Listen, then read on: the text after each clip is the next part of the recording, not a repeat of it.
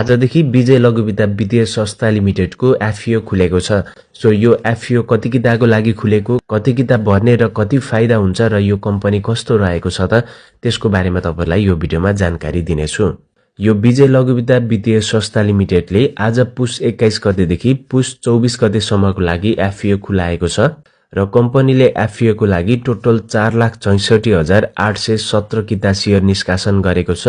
प्रति किताको मूल्य 100 रुपैयाँको दरले भर्न मिल्छ र सेक्टर भनेको माइक्रो फाइनेन्समा पर्छ र यसको लागि इस्यु म्यानेजर चाहिँ एनएमबी क्यापिटललाई राखिएको छ र मिनिमम 10 कितादेखि लिएर 1000 कितासम्म भर्न मिल्छ। तर तपाईहरुले 10 किता मात्रै भर्नु होला, त्यो भन्दा धेरै भरेर कामै छैन, किनभने सर्वसाधारणबाट आईपीओ एफपीओ भर्नेको संख्या भनेको 20 देखि 25 लाखसम्म हुने गर्छ।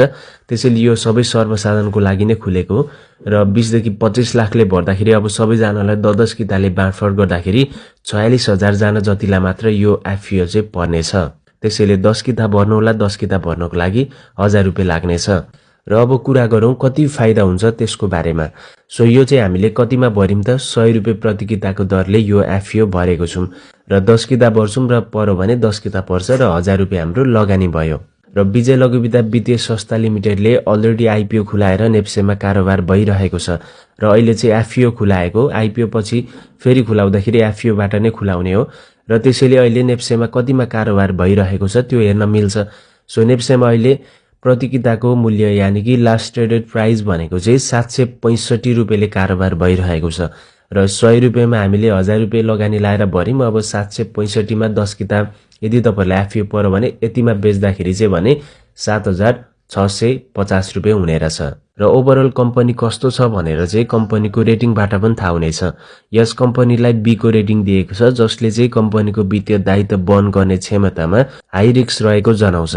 र त्यसैगरी कम्पनीको नेटवर्थ ईपीएस हेर्दाखेरि कम्पनीको नेटवर्थ भनेको सुरुमा अब यो कम्पनी चाहिँ मर्ज भएको नयाँ सारथी लघुवित्त वित्तीय संस्था लिमिटेड र विजय लघुवित्त वित्तीय संस्था लिमिटेड यो दुई कम्पनी चाहिँ मर्ज भएको। त्यसैले अब 2078-79 मा नयाँ सारथी लघुवित्त वित्तीय संस्था लिमिटेडको नेटवर्थ भनेको 153.33 रुपैयाँ रहेको थियो र विजय लघुवित्तको 2078-79 मा 174.71 रुपैयाँ रहेको थियो र मर्ज भइसकेपछि यो विजय लघुवित्त वित्तीय संस्था लिमिटेडको 2079-80 मा भने नेटवर्थ 140.82 रुपैयाँ रहेको थियो र 2080-81 मा भने 149.40 रुपैयाँ रहेको थियो र फ्युचरमा 82-83 मा बढाउँदै लाने भनेर प्रोजेक्सन राखिएको छ। अब त्यतातिर नजाम। र त्यसपछि अब प्रति शेयर आम्दानी यानी कि ईपीएस भने नयाँ सारथी लघुवित्त वित्तीय संस्था लिमिटेडको 2078-79 मा 21.65 रुपैयाँ रहेको थियो र विजय लघुवित्त वित्तीय संस्था लिमिटेडको 2078-79 मा भने 34.76 रुपैयाँ रहेको थियो र विजय लघुवित्त वित्तीय संस्था लिमिटेड मर्जर भइसकेपछि 2079-80 मा भने 5.24 रुपैयाँ भएको थियो र 2080-81 मा भने 4.08 रुपैयाँ रहेको थियो। सो ईपीएस मर्जर पछि एकदम घट्दै गइरहेको छ र फ्युचरमा अब केही हिसाबले बढाउँदै लाने भनेर प्रोजेक्सन पनि राखिएको छ। अब यसरी बढ्दै गयो भने राम्रै हुनेछ।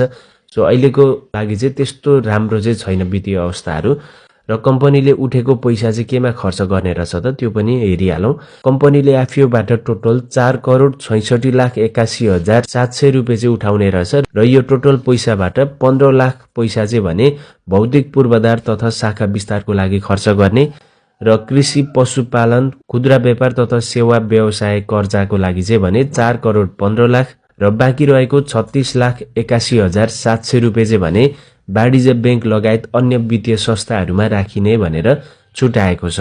सो एफपीओ बाट उठेको पैसा चाहिँ राम्रै ठाउँमा चाहिँ खर्च गर्ने भनेर राखिएको छ। र अब यो एफपीओ भर्ने कि नभर्ने त्यो क्वेशनको चाहिँ एन्सर भनेको मज्जाले भर्न सक्नुहुनेछ। तपाईहरुलाई बाइ चान्स 10 किताब परिहाल्यो भने चाहिँ 6-7 हजार रुपैयाँ चाहिँ तपाईहरुले फाइदा बनाउन सक्नुहुनेछ। र यदि लङ टर्म राख्ने सोच्नु भएको छ भने त अब तपाईहरुले लङ टर्म राख्न पनि सक्नुहुनेछ। तर सुरुमै अब नेप्सेमा लिस्टिङ हुन साथ बेच्नु भयो भने 6-7 हजार चाहिँ फाइदा हुनेछ। त्यसैले सबैले भर्नु होला, तर यो एफपीओ पर्नको लागि चाहिँ भाग्यमै भर पर्नुपर्ने हुन्छ। आजको भिडियो यति नै रहेको छ। यस्तै खाले आईपीओ सम्बन्धित शेयर मार्केट सम्बन्धित भिडियोहरू अपडेटहरू हेर्नको लागि हामीलाई फलो सब्स्क्राइब गरेर राख्नु होला।